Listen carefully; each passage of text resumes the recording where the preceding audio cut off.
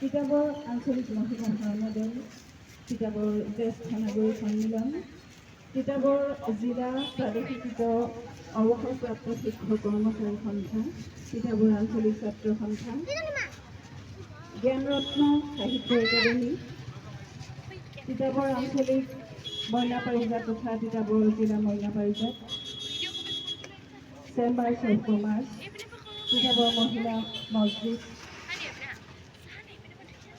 ক্ৰীড়া সন্থা তিতাবৰ আৰু তিতাবৰবাসীৰ সহযোগত আমাৰ সকলোৰে হিয়াৰ নামতো যুৱ প্ৰজন্মৰ সাৰ্থক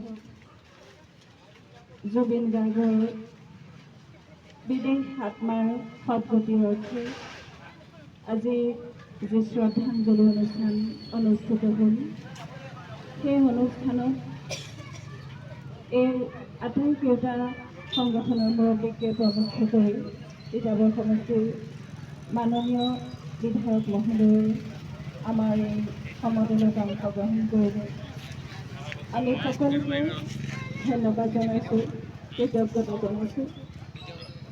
আৰু মই নকলেও জুবিন গাৰ্গ আমাৰ মাজত সদায় জীয়াই থাকিব।